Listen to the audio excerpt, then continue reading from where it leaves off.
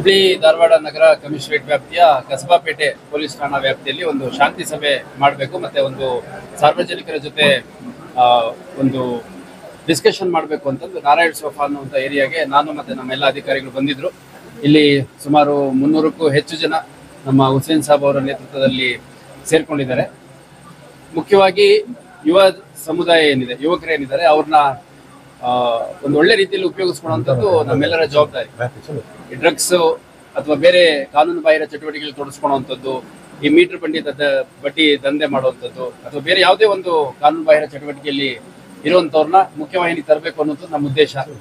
ಬಹಳ ಬೇಸರದ ವಿಚಾರ ಅಂತಂದ್ರೆ, ನಿನ್ನೆ ನಾನೊಂದು ಕೊಲೆ ಪ್ರಯತ್ನದ ಪ್ರಕರಣ ಆದಂತ ಸಂದರ್ಭದಲ್ಲಿ ಸುಮಾರು 40 ವರ್ಷಗಳ ಕಾಲ ಒಂದು ಹೋಟ್ಲಲ್ಲಿ ಕೆಲಸ ಮಾಡ್ತಿದ್ದಂತ ವ್ಯಕ್ತಿ ಹೇಳ್ತಾನೆ, ನನ್ನ 2 ಮಕ್ಕಳು ರೌಡಿ ಶೀಟರ್ಸ್ ಆಗ್ಬಿಟ್ಟಿದ್ದಾರೆ, ಕೊಲೆ ಸೇರಿದಂತೆ ಬೇರೆ ಬೇರೆ ಪ್ರಕರಣಗಳಲ್ಲಿ ಸೇರ್ಕೊಂಡ್ಬಿಟ್ಟಿದ್ದಾರೆ, ನಾವು 40 ವರ್ಷ ಕಟ್ಟಿದ್ದು ಮರ್ಯಾದೆ ಎಲ್ಲ ಕಳೆದ್ ಬಿಟ್ಟಿದ್ದಾರೆ, ಇವ್ರಿಗೆ ಶೂಟ್ ಮಾಡಿ ಸಾಯಿಸಿ ಅಂತ ಹೇಳ್ತಾ ಇದ್ದಾರೆ.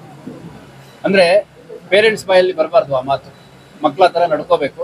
ಹಂಗಾಗಿ ಅದರ ಹಿನ್ನೆಲೆಯಲ್ಲಿ ನಾನು ಅವ್ರಿಗೂ ಕೂಡ ಅಶ್ಯೂರ್ ಮಾಡಿದ್ದೆ, ಮತ್ತೆ ಇಲ್ಲಿ ಇರುವಂತ ಎಲ್ಲ ಹಿರಿಯರಿಗೂ ಹೇಳ್ತೀನಿ, ತಮ್ಮ ಮಕ್ಕಳನ್ನ ಒಳ್ಳೆ ದಾರಿಗೆ ತರೋದಕ್ಕೆ ಪ್ರಯತ್ನ ಮಾಡಿ, ಪೊಲೀಸ್ ಇಲಾಖೆಯ ಸಹಕಾರವನ್ನ ಇದರಲ್ಲಿ ಪಡ್ಕೊಳ್ಳಿ. ಮತ್ತೆ ಗೌರಿ ಗಣೇಶ ಹಬ್ಬ ಮತ್ತೆ ಈದ್ ಮಿಲಾದ್ ಎಲ್ಲ ಬರ್ತಾ ಇದೆ, ಜೊತೆಗೆ ಬರ್ತಾ ಇದೆ.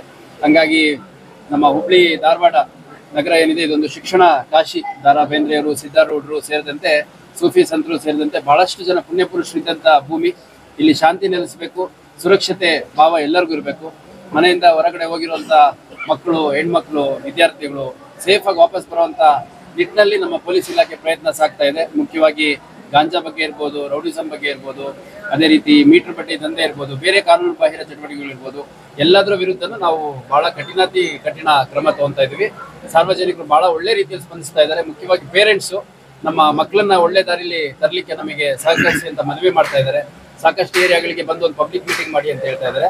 ಅದು ಮುಂದಿನ ದಿನಗಳಲ್ಲಿ ಮಾಡ್ತೀವಿ. ಅತ್ಯಂತ ಶಾಂತಿ ಪ್ರಿಯ ನಗರ ಆಗಿ ಹುಬ್ಳಿ ಧಾರವಾಡ ಹೊರಹೊಮ್ಮಬೇಕು.